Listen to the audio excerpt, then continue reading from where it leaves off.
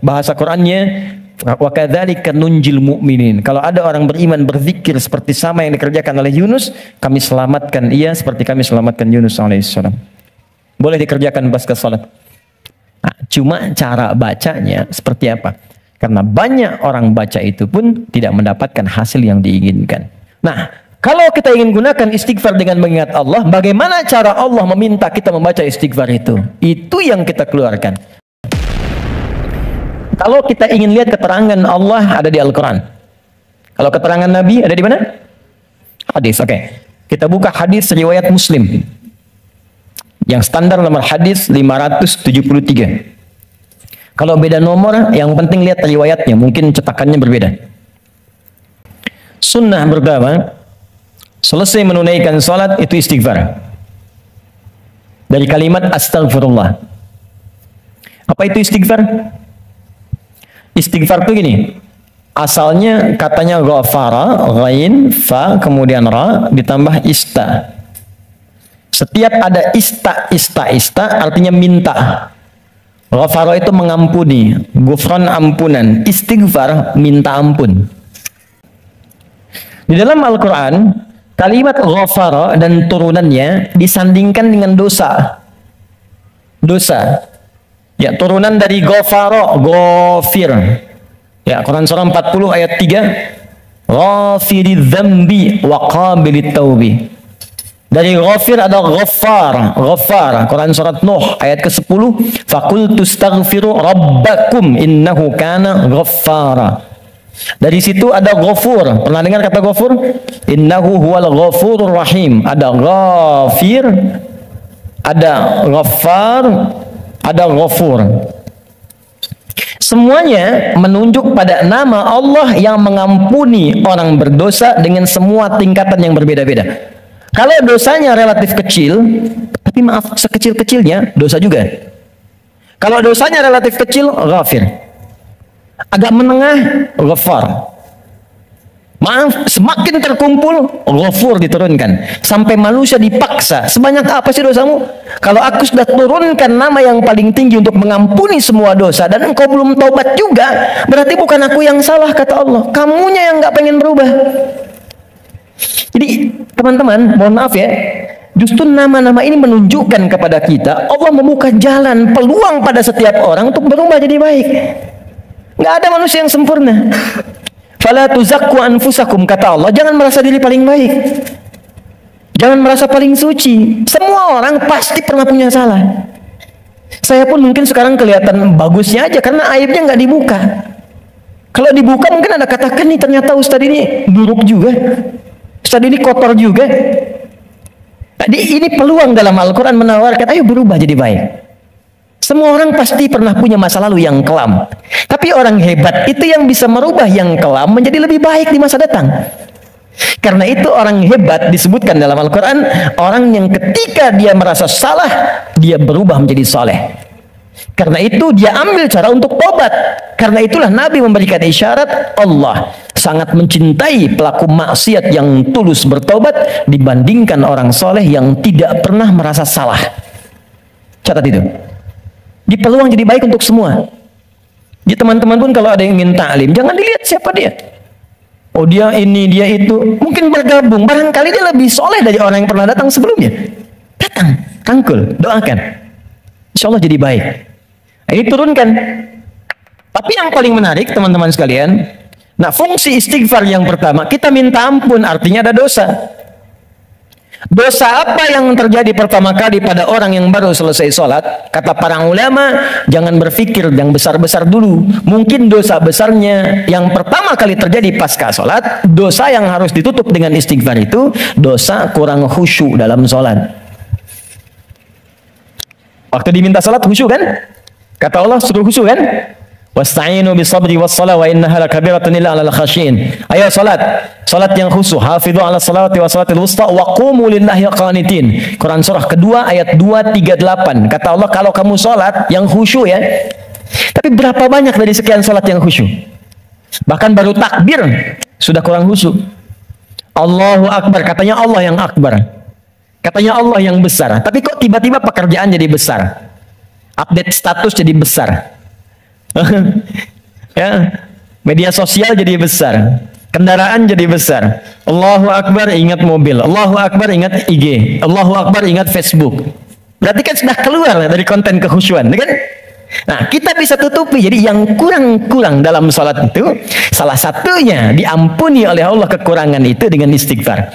Jadi istighfar yang pertama kita lakukan bisa menutup kekurangan-kekurangan dalam salat yang kita kerjakan. Jadi kalau ada yang kurang khusyuk dalam salat, selesai itu dengan istighfar kita. Astagfirullah, astagfirullah, astagfirullah. Paham sampai sini? Oke, satu. Dua, bagaimana bacaannya? Teman-teman sekalian, bacaan istighfar itu bergantung pada kadar dosa dan jenis kesalahan yang kita perbuat. Misal, kalau yang standar tadi, ini kan standar. Ingat cara membaca hadis Nabi itu begini, jangan pakai terjemahan. Lihat dengan ilmunya. Jadi kalau Nabi katakan ini bukan berarti harus begini saja, kalau yang lain tidak. Bukan, kumpulkan dulu semua referensinya, baru kita lihat. Yang tadi, yang singkat, itu bacaan standar. Astagfirullah, astagfirullah, astagfirullah. Itu standar. Standar kita baca untuk menutupi kekurangan dalam sholat. Tapi kalau kita ingin memohon kepada Allah dengan istighfar itu real, nyata, menggugurkan dosa yang kita kerjakan, maka coba oleh antum diingat dulu, punya jenis dosa apa yang kita kerjakan dalam kehidupan. Ya, saya beri contoh 3 dalam Al-Quran. Sebenarnya nggak terlampau banyak ya. Dosa standar. Apa dosa standar itu? Ya standarnya memang sering berdosa. Contoh, mata fungsinya apa? Oh kan? Lupa kan? Oh, sudah lupa suka nggak ingat dong. Mata itu untuk kita bukan melihat, tapi melihat yang baik-baik. Ingat, melihat yang baik-baik. Teruskan kalimatnya. Kalau melihat saja, semua dilihat. Tapi ketika Anda ikutkan melihat yang baik, berarti ada yang boleh dilihat, ada yang tak boleh dilihat. Yang baik itu yang dilihat. Ketika mata melihat yang tak baik, berarti salah. Kalau salah, berpeluang dosa. Gambar tak baik, nggak boleh dilihat. Tayangan tak baik, nggak boleh dilihat. Digi, maaf sekali kalau kurang menyenangkan kalimatnya, tapi karena saya sayang dengan Anda. Saya sayang, saya khawatir nggak bisa berjumpa di suatu saat nanti. Dan saya nggak tahu saya pun di mana. Tapi karena saya sayang pada Anda, saya sampaikan kalimat ini. Kalau dipandang saya nggak boleh, apalagi dilakukan, maka jangan jadi pelakunya. Melihat aurat orang saja yang tampaknya nampak, nggak boleh dilihat, terus Anda jadi pelakunya, jadi bintangnya gitu. Maka berapa banyak dosa Anda kumpulkan dari situ? Nah, jadi ketika mata saja, ini kan mata peluang melihat yang tak baiknya banyak. Ya, Anda keluar dari sini, Videoton muncul. Jangankan keluar, buka handphone ada gambar, WhatsApp ada iklan. Anda lihat status, yang lihat status istri orang. Terus sebaliknya. Ya, salah? Tidak. Tapi kalau syahwat datang, jadi keliru. Salah bicara, coba tunjukkan pada saya. Sampai jam sekarang saja, teman-teman, jam 11 ini, berapa kali mata salah lihat? Telinga salah dengar. Pikiran salah menangkap. Lisan salah bicara. Sampai ujung kaki. Maka untuk menutup itu ada zikir standar yang kalau dibacakan kita memohon kepada Allah, lisan yang salah tempat, mata yang salah tempat, telinga yang salah fungsi bisa ditutup oleh Allah dosa-dosanya. Salah menempatkan sesuatu disebut dengan zalim namanya. Zalim itu keliru menempatkan sesuatu bukan pada tempatnya. Gelas untuk minum, gayung untuk mandi. Ada orang mandi pakai gelas, minum pakai gayung. Zalim. Mata melihat yang baik, ketika dipakai melihat yang tak baik, zalim namanya. Maka ada zikir untuk menutup perbuatan zalim dan minta rahmat kepada Allah untuk mengampuni dosa-dosa yang tertuang dalam perbuatan zalim itu. Itu di Quran surah ke-7 ayat ke-23. Dan zikir itu sudah diajarkan oleh Nabi Adam sejak pertama turun dari surga ke bumi. Rabbana zalamna anfusana wa illam taghfir lana wa tarhamna lanakunanna minal khasirin. Quran surah ke-7 ayat 23. Kalau teman-teman pengen baca untuk menutup dosa-dosa itu, kita tahu nih banyak dosa misal. Atau mohon maaf saya tes dulu atau saya tes lagi. Barangkali ada yang merasa dosanya masih sedikit. Yang nggak punya dosa hari ini siapa? Boleh angkat tangan. Oke. Yang sedikit. Yang banyak. Kayak saking banyaknya kita sulit angkat kan? Karena merasa ada, karena standar. Ini apalagi sekarang peluangnya banyak tuh. Saya barusan protes tuh di pagi tadi. Saya mengingatkan pada media-media, kenapa sih sekarang banyak menampilkan yang buruk-buruk tayangannya? Sehingga jadi tutorial maksiat gitu. Sekarang maksiat tuh ada tutorialnya.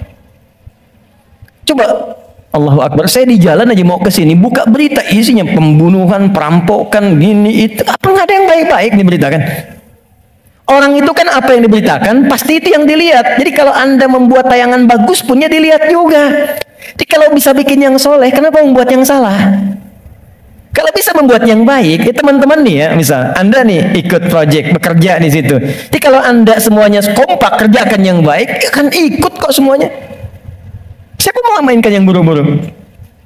Jadi kalau kita bisa mengerjakan yang mulia, kenapa harus mencari sesuatu yang tidak baik? Nah, sekarang kita sendiri ketika mengerjakan diingat, ini baru hari ini, belum sebelumnya. Di begitu kita ingat, kita ingin tutupi, mohon izin, saya mungkin kalimatnya kurang menyenangkan. Setiap kita akan yakin akan meninggal. Pasti akan wafat. Pasti. Teman-teman pernah ingat gak? Kita mengaji dari tahun berapa? Sampai sekarang. Coba hitung satu-satu di antara kita. Apakah ada yang selama kita awal mengaji masih ada orangnya sekarang? Mungkin sebagian sudah nggak ada. Maka kita salatkan sama-sama bahkan. Atau kalau bukan dia, kerabatnya yang pulang duluan. Kita akan menyusul. Kita yakin suatu saat kita akan disolat, kita akan pulang. Nah, sekarang kita yakin kita akan wafat, tapi kita nggak punya bekal untuk pulang. Anda mudik bulan Ramadan aja, ke Idul Fitri, Anda nggak punya bekal, kan nggak berani mudik Anda. Kenapa nggak mudik Pak? Nggak ada bekal. Sekarang kita mau kembali kepada Allah dan Anda merasa, saya merasa, kita merasa kurang bekal. Bagaimana cara kita pulang? Maka yang standar tadi kita perbaiki. Maaf ya, maaf. Kan tidak ada aibnya kita istighfar. Jadi baik itu salahnya apa sih? Mata kan sama-sama melihat juga. Telinga sama dengar juga. Jadi kalau kita bisa mendengar yang baik, kenapa harus mengerjakan yang tidak baik? Maka kita koreksi. Kita bacakan. Rabbana zalamna anfus. Ya Allah, kami selama ini salah. Anfus itu diri. Saya salah menempatkan tubuh saya. Saya mengakui mata saya salah lihat. Saya mengakui telinga saya salah dengar. Sampai ke kaki saya, Allah. Saya mengakui itu semua. Wa illam taghfir lana ghafar. Dan saya mohon ya Allah, kalau kau nggak ampuni dosa aku ini saat ini, wa tarhamna, nggak rahmati aku, nggak sayangi aku dengan ampunanmu, lanakunanna minal khasirin. Aku takut kalau pulang aku rugi. Aku takut kalau wafat sekarang dosaku masih banyak. Itu minta. Ini yang pertama. Maka dari itu, Anda boleh bacakan itu. Kalau standar tadi, astagfirullah, astagfirullah, astagfirullah. Jadi yang dimaksud baca astagfirullah itu yang standar. Untuk menutup yang salat. Jadi kalau Anda sudah bacakan itu astagfirullah, astagfirullah, astagfirullah, kemudian Anda ingin spesifik mengoreksi diri Anda, Rabbana zalamna anfusana wa illam taghfir lana wa tarhamna lanakunanna minal khasirin. Paham? Satu. Dua, saya beri contoh yang lain. Ada zikir istighfar yang terkait dengan kurang sabarnya saat mendapati ujian. Sampai Anda berkata, ya Allah, kenapa mesti saya? Ya Allah, saya kan pengen hijrah, kenapa banyak masalah? Ya Allah, kenapa pekerjaan saya nggak pernah sukses? Ya Allah, kenapa rumah tangga saya jadi begini? Saya kan pengen berubah. Itu pernah terjadi di masa Nabi Yunus alaihissalam. Nabi Yunus Dzannun pernah diuji oleh Allah. Jadi Anda bayangkan, Nabi aja yang jelas surganya itu diuji. Masa kita yang belum jelas surganya nggak pengen ujian? Oke. Jadi teman-teman sekalian, kita kembalikan Quran surah ke-21. Ayat 87 sampai 88. Wa dhannuni idh dhahaba mughadiban wa dhanna an lan naqdira alaihi. Dan aku perkenalkan, kata Allah, aku buka kisah Dzannun, Yunus alaihissalam. Ya, aku tugaskan. Jadi Yunus punya tugas alaihissalam berdinas di bumi sebagai rasul. Tantangannya nggak mudah. Maaf ya, ada yang kemudian mencela, ada yang menghina, ada yang menghujat, sampai naik ke kapal, sampai dilempar ke laut, sampai ditelan ikan paus. Puncaknya, sampai puncaknya. Saya mau tanya pada Anda, kalau ditelan ikan paus, kira-kira pengap atau tidak? Sudah pernah masuk? Gelap ya? Kita bayangkan gelap, pengap, sulit kan? Tapi yang ingin saya katakan begini. Nabi Yunus pada saat itu muncul sisi kemanusiaannya. Keluar kalimat begini. Ya Allah, kapan kau tolong saya? Dia kira kami nggak akan tolong. Dia berkata, ya Allah, kapan tolong saya? Kemanusiaannya. Cuman karena beliau Nabi dan Rasul punya sifat maksum, maka diturunkanlah bimbingan oleh Allah untuk menjaga beliau supaya terbebas dari kesalahan. Dijaga. Itu sifat maksum dari Nabi dan Rasul. Maka kami turunkan zikir kepadanya untuk mengatakan, kamu jangan mengeluh. Ini ujian. Maka diajarkan zikir oleh Allah untuk mengentaskan keluh kesahnya. Setelah keluh kesah hilang, maka semua kenikmatan didatangkan kepadanya. Tapi yang paling menarik, di ujung ayatnya ditutup, akan ada orang beriman melakukan keluhan yang sama di masa depan. Walaupun nggak masuk ke perut ikan paus. Makanya kalimat Allah ketika membebaskan Nabi Yunus dari perut ikan paus setelah berzikir itu, kalimatnya fastajabna lahu fanajjainahu minal ghamb. Kami cepat jawab doanya, jadi begitu berzikir dikabulkan oleh Allah, ditutup semua dosa-dosanya. Dosa mengeluh ditutup, dosa seakan menyalahkan Allah ditutup. Ketika ditutup, kami selamatkan dari kesulitannya, kami limpahkan rezeki yang pernah dirasakan oleh ia sebelumnya, bahkan lebih.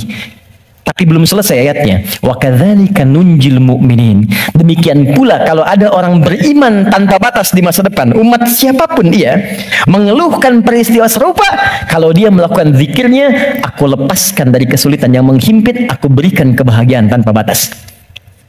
Saya tanya pada Anda, pernah nggak ada yang mengeluhkan ujian Allah dalam pekerjaan misalnya? Di rumah tangga. Ya Allah, kenapa mesti saya? Ya Allah, why me? Kata Allah, why not? Ya Allah, kapan ini berakhir? Sebentar lagi. Ya Allah, ya Allah, ya Allah, kenapa saya? Ya Allah, saya kan pengen baik. Udah pengen hijrah bagus, datang ke masjid, tampilan bagus, sendal paling bagus, pulang hilang sendal. Ada aja gitu kan? Dan kita menuntut. Ya kata Allah tuh, kamu ini bagaimana? Nabi dulu aja diuji. Tapi Allah turunkan zikir untuk menghilangkan itu semua. Sebelum sampai pada zikirnya, teman-teman sekalian, Allah turunkan standar menghadapi ujian semacam ini. Ini pernah saya sampaikan sebelumnya. Jadi untuk menguatkan teman-teman dan saya, serta kita semua, di standar ujian itu gini. Dan banyak kata Allah gagal melewati ujian itu bukan karena kurang pintar, tapi nggak belajar cara melewatinya. Surga dekat dengan Allah, ternyata kuncinya disebut dengan sabar. Kuncinya apa? Sabar. Ketika seorang masuk surga, maka kalimat pertama dari malaikat ucapannya selamat karena Anda punya kunci sabar untuk masuk ke sini. Itu di Quran surah ke-13 ayat 24. Salamun alaikum bima sabartum fa ni'ma uqbaddar. Selamat Anda sabar. Karena punya sabar, Anda bisa menikmati segala kenikmatan yang telah dipaparkan di surga ini. Yang ingin dekat dengan Allah, ternyata kuncinya pun serupa, sabar. Dalilnya Quran, surah kedua, ayat 153. Innallaha ma'as sabirin. Allah bersama orang-orang sabar. Di saya membuat persamaan begini, surga sama dengan dekat dengan Allah, sama dengan sabar. Sekarang, persamaan sabar dalam Al-Quran, sabar bersanding lurus dengan ujian, dengan masalah. Dalilnya Quran surah kedua ayat 155 paling kiri sebelah atas.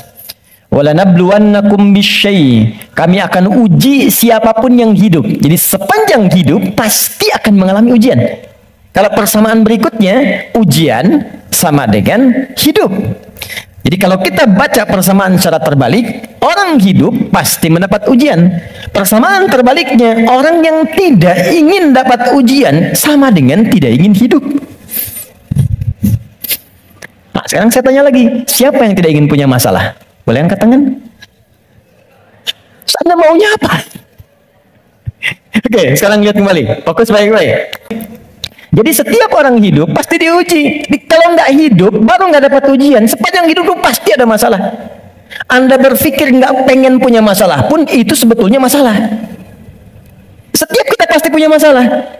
Saya pun di sini sedang menghadapi masalah. Seperti Anda pun belajar dengan saya sedang menggali persoalan. Nah, sekarang saya keluarkan persamaan ini. Di matematika kan begini kan? A sama dengan B, sama dengan C, sama dengan D. Maka A sama dengan B, A sama dengan C kan? B juga sama dengan C, C sama dengan D. Kita turunkan ini. Surga sama dengan dekat dengan Allah, sama dengan sabar, sama dengan ujian. Maka kalau kita turunkan, orang yang mau pengen ke surga sama dengan ujian. Pengen dekat dengan Allah sama dengan ujian. Pengen sabar sama dengan ujian. Jadi kalau Anda ingin mendapatkan surga, pasti dapat ujian. Karena surga itu kunci untuk mendapatkan nikmat Allah. Dan untuk mendapat nikmat Allah, sabar. Untuk sabar, ada ujian. Jadi ujian itu kunci untuk ke surga. Ujian itu kunci untuk dekat dengan Allah. Ini makanya berbahagialah ketika sedang punya masalah. Artinya itu mendekatkan Anda untuk dekat dengan Allah. Coba ibu kalau nggak diuji dengan perilaku suami yang kurang menyenangkan, ibu nggak akan mungkin nikmat tahajud malam hari minta sampai berderai air mata.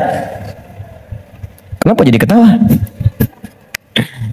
Antum kalau nggak diuji dengan ujian pekerjaan, nggak akan nikmat antum puasa. Bukankah tahajud datang saat pekerjaan mulai macet? Saat akhir bulan uang belanja belum keluar? Mau kan mulai ya Allah. Terus puasa, terus baca Quran. Kadang-kadang ujian itu muncul supaya kita bisa menikmati kedekatan dengan Allah. Ini ketika Anda mengatakan, ya Allah, aku ingin ke surga Firdaus. Baik, nih ujian. Ini masalah. Cuman, supaya gampang mengatasi itu, diturunkanlah fikihnya, muncul caranya. Bagaimana supaya ringan menghadapi ini? Jadi bukan gelar yang dibutuhkan di sini. Pelajaran. Anda nggak belajar, nggak lulus ujian. Sekarang ini ada ujian kehidupan, nggak dipelajari. Status Anda setinggi apapun, gagal.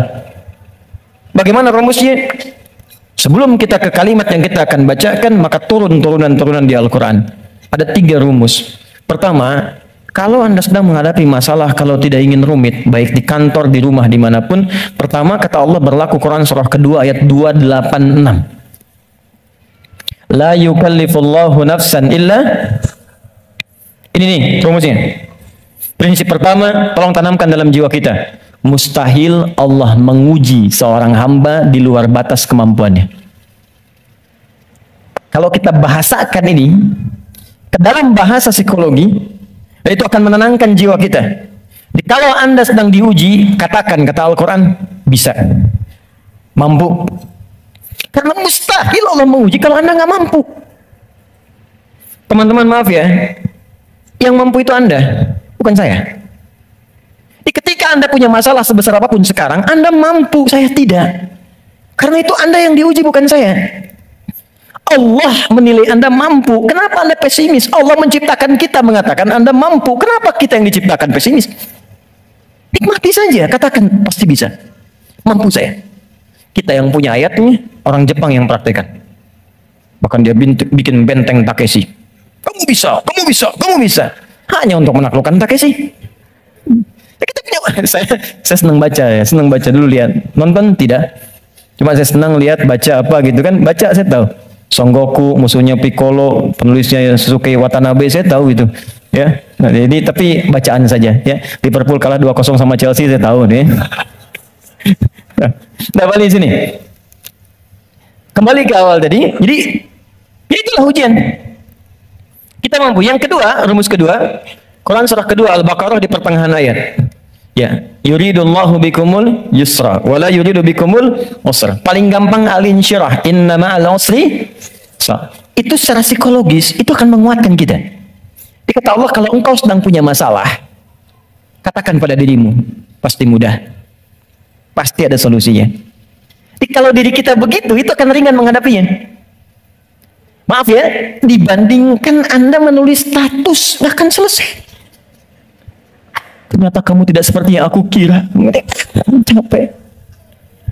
Udah aja, pasti selesai, pasti bisa. Nah sekarang persoalannya, cara kita mengatasinya, ikhtiarnya bagaimana sekarang? Nah supaya kuat, maka kadang-kadang ada tindakan yang keliru, kadang mengeluh, kadang curhat nggak jelas, kadang cerita ke orang, alih-alih kemudian kita mengadu kepada Allah, atau puncaknya malah menyalahkan Tuhan. Maka diturunkanlah oleh Allah sebuah zikir lewat lisan Nabi Yunus alaihissalam yang kalau dibacakan seketika Allah tenangkan keadaan jiwa, dibuang keluh kesah dan langsung diberikan jalan terbaik untuk mendapatkan nikmat yang diharapkan. Apa bentuk zikirnya? Quran surah ke-21 ayat 77-nya. Wa nada fil zulumati alla ilaha illa anta subhanaka inni kuntu minadh. Itu zikirnya. La ilaha illa anta subhanaka inni kuntu minadh zalimin. La ilaha illa anta subhanaka inni kuntu minadh zalimin. Ini umum. Bisa di jabatan mungkin kurang menyenangkan, bisa di harta benda, bisa di persoalan. Nabi Yunus kan dia menjabat sebagai rasul, cuman dikerjai oleh orang, dilempar ke perut ikan paus sampai keluar. Bahasa Qur'annya wa kadzalika nunjil mu'minin. Kalau ada orang beriman berzikir seperti sama yang dikerjakan oleh Yunus, kami selamatkan ia seperti kami selamatkan Yunus alaihissalam. Boleh dikerjakan pasca salat. Langsung perintahnya di Al-Quran. Jadi kalau secara pribadi bacakan Rabbana zalamna anfusana, zikir terkait tadi bacakan ini. Bonusnya ada juga kan penyakit yang suka memvonis diri. Ya Allah, aku kok malah sakit begini? Kenapa mesti aku yang sering tahajud, sering puasa? Kenapa begini? Lakukan zikir Nabi Ayyub alaihissalam. Bukan hanya diberikan ketenangan pada jiwa, bahkan diberikan kesembuhan. Diberikan kesembuhan. Saya berani mengatakan ini karena saya coba praktekkan di kalangan teman-teman spesifik dan hasilnya 100%. 100%. Ini ada saudara kita yang sedang ikut karantina dari Goa. Cukup jauh, Makassar ke sana. 30 orang. Rata-rata di atas 50 tahun. 53, 57, sekian. Sekaligus pendidikan imam. Sekarang di Sukabumi. Ada di antara mereka yang matanya satu nggak ngelihat, satu. Coba saya sampaikan pesan Al-Quran ini, saya datang, saya kunjungi ke sana, saya sampaikan, begini cara menghafal, Anda bacakan doa ini sebelum menghafal ini, setelah menghafal ini. Kalau ada hajat khusus, cari di Al-Quran. Saya tunjukkan beberapanya. Tahu apa yang terjadi? 2-3 hari ke belakang saya dapat berita, ternyata yang nggak melihat ini, hari pertama, kedua, ke-13, ke-14, ke-15 tiba-tiba remang-remang melihatannya. Begitu masuk hari selanjutnya dia buka kamar mandi masih pakai handuk, langsung ada cahaya. Ini nyata. Kelihatan semua benda yang di situ. Bisa melihat kembali. Dia keluar seketika dia langsung sujud. Bersyukur kepada Allah Subhanahu wa taala. Ini kisah nyata, saya tidak mengarang. Nanti mungkin sebentar lagi ke depan akan kita sampaikan untuk share kepada yang lain. Ada kemuliaan. Jadi kalau makhluk mengatakan mustahil, itu tanda dari Khalik, tinggalkan makhluk, minta pada Allah. Nah, ada zikir Nabi Ayyub alaihissalam untuk menghilangkan keluh kesah ketika sakit. Itu di Quran surah ke-21 ayat 83 sampai 84. 84 jawabannya. Wa ayyuba idh nada rabbahu, zikirnya anni massaniya dhurru wa anta arhamur rahimin. Allahumma anni massaniya dhurru wa anta arhamur rahimin. Ya Allah, penyakit ini sudah mengganggu saya, melukai saya, sedangkan Engkau yang paling sayang kepada saya. Kalau yang paling sayang saja tidak menyembuhkan saya, kepada siapa lagi saya mesti meminta? Oke, jadi itu ya. Itu zikir pasca salat. Kalau ingin standar, silakan. Astagfirullah, astagfirullah, astagfirullah. Allahumma antas salam, minkas salam, tabarakta ya dzal jalali wal ikram. Kalau ada kebutuhan tertentu, silakan pilih. Ya, sesuai dengan standarnya. Kalau tobat umum dengan ini ingin dipanjangkan, silakan. Astagfirullahalazim alladzi la ilaha illa huwal hayyul qayyum wa atubu ilaih. Boleh. Nah, cuma cara bacanya seperti apa? Karena banyak orang baca itu pun tidak mendapatkan hasil yang diinginkan. Maka terakhir, cara berzikir seperti yang digambarkan dalam Al-Quran dan hadis-hadis Nabi Sallallahu Alaihi Wasallam. Oke, ini bagian terakhir. Setelah itu kita jeda sebentar, kita diskusi kalau ada yang mau ditanyakan. Kemudian nanti kita urutkan selanjutnya kemana amalan-amalan berikutnya. Terakhir, teman-teman masih ingat apa itu zikir? Amalan yang menjadikan kita ingat kepada Allah. Sekarang gini, poinnya ingat Allah. Nah, jadi istighfar bagian dari zikir. Jadi saat istighfar pun fungsi zikirnya pakai istighfar dengan ingat Allah. Ini bukan cuma diucapkan di lisan. Astagfirullah, astagfirullah. Jangankan antum, beo pun bisa. Ajarin beo antum di rumah. Astagfirullah, astagfirullah, astagfirullah, astagfirullah, astagfirullah, astagfirullah. Bisa. Anak antum ajarin, astagfirullah, astagfirullah, astagfirullah. Jangan ke Nabi sholat, ada anak mau disuntik istighfar. Astagfirullahaladzim ya Allah, astagfirullahaladzim ya Allah, ampuni aku ya Allah. Buka YouTube, ada. Ya. Jadi anak-anak tuh unik pokoknya. Apa yang diajarin, itu yang dia tangkap. Diajarin tayo, dia sebut tayo. Oh tayo, oh tayo. Rambo, Karpoli, Embers, macam-macam. Ya. Jadi luar biasa. Kembali ke sini. Nah, jadi kalau kita ingin bacakan ini, maka fungsi zikirnya pakai ingat Allah. Nah, kalau kita ingin gunakan istighfar dengan mengingat Allah, bagaimana cara Allah meminta kita membaca istighfar itu? Itu yang kita keluarkan. Di Quran surah keempat An-Nisa ayat 17 sampai 18. Quran surah 4 ayat 17 sampai 18. Bicaranya. Kalau ini nggak dipakai, jangan harap mendapatkan apa yang tadi diinginkan. Innamat taubatu 'ala Allahi lilladzina ya'maluna su'an bijahalatin thumma yatubuna min qarib. Sungguh taubat yang hanya diterima oleh Allah itu. Jadi di sini ternyata berzikir dengan istighfar disandingkan dengan kalimat taubat. Tadi masih ingat nggak? Istighfar itu kan meminta apa? Ampunan. Kalau minta ampun lawannya berarti punya apa? Salah, punya dosa kan? Baik. Dosa itu perbuatan baik atau buruk? Buruk. Buruk itu bahasa Arabnya su. Su itu buruk. Ya. Innamat taubatu 'ala Allah lilladzina ya'maluna su'an. Sungguh ada orang pernah berbuat dosa, su, perbuatan buruk. Kita ingin itu dihilangkan. Maka cara menghilangkan perbuatan dosa su tadi dengan berzikir.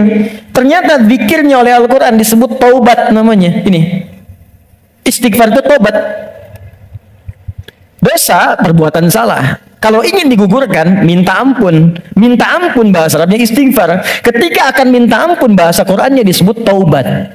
Apa itu taubat? Kembali kepada jalan yang benar. Bagaimana caranya? 3. 1. Mengakui kesalahan yang dilakukan dalam bertobat itu. Jadi kalau sedang istighfar, sambil diingat dosanya apa. Jadi bukan cuma disebutkan di lisan, astagfirullah, tapi dosanya nggak kebayang. Catat dulu, inventarisir dulu. Misal, Anda ingin istighfar dosa mata, ingat apa yang salah dengan mata. Pernah menatap tajam pada pasangan Anda? Pernah menatap tajam pada anak-anak Anda walaupun mereka tanpa salah? Kalau ada anak di bawah balik berbuat salah, jangan langsung dimarahi. Mungkin perilaku bapak ibunya yang salah. Kalau anak Anda sulit ke masjid, jangan dibentak. Mungkin dia melihat bapaknya yang dulu nggak pernah ke masjid. Anak itu cuma mengoleksi apa yang dia lihat, apa yang dia dengar. Jadi kalau dia berbuat keliru, jangan disalahkan dulu. Istighfar dulu. Saya salah ya Allah.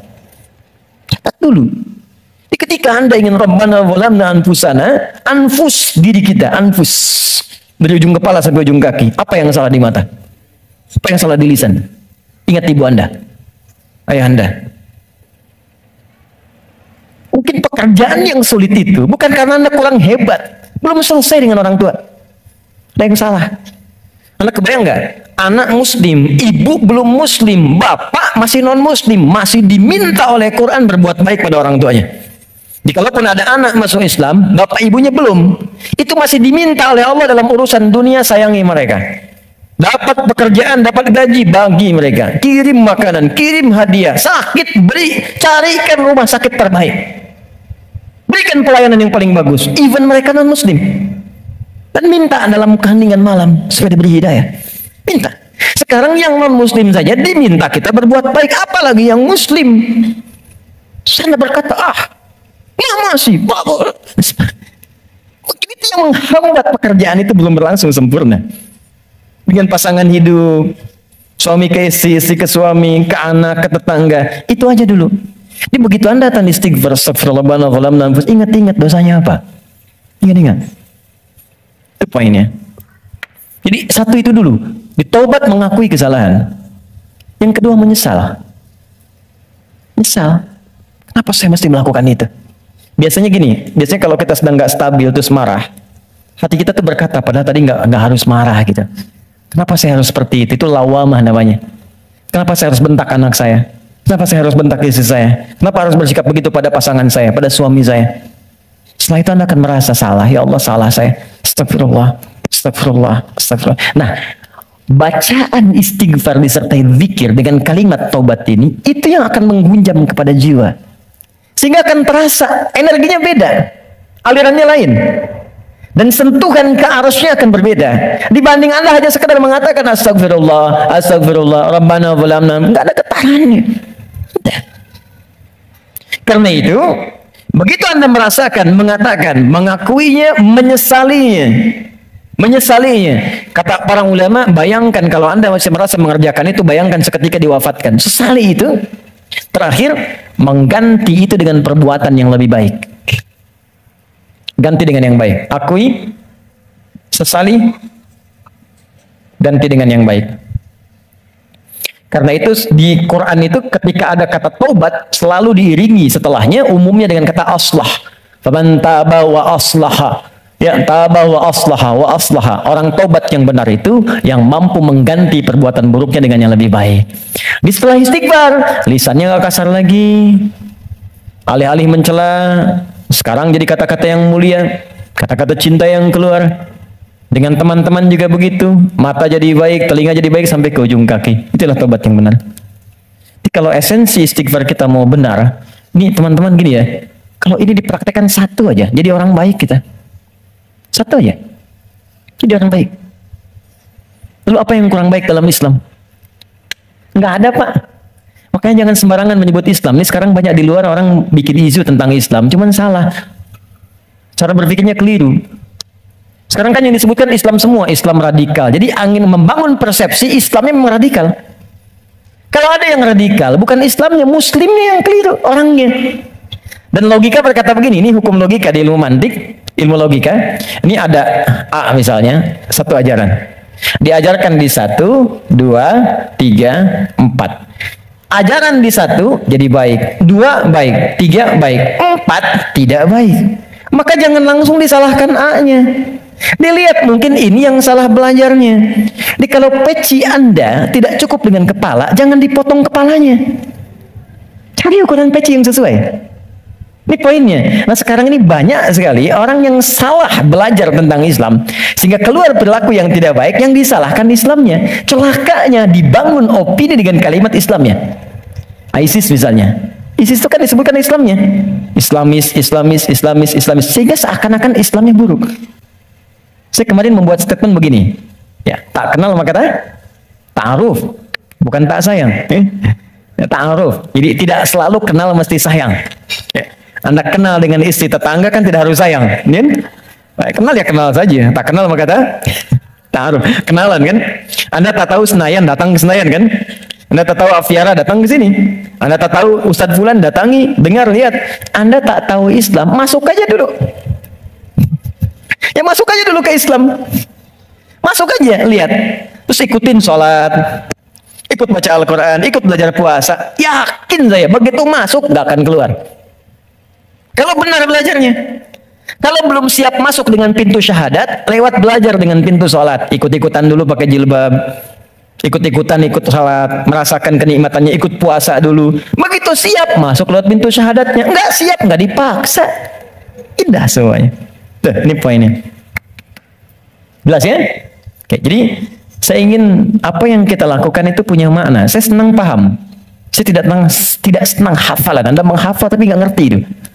Sama dengan sindiran Al-Quran. Banyak orang sekarang sholat menghafal tapi nggak paham yang dibaca. Coba jujur, saya sering katakan kalimat ini. Dari sekian ribu kita ruku dan sujud, sekian kali sholat, berapa persen yang kita pahami dari semua bacaan sholat itu?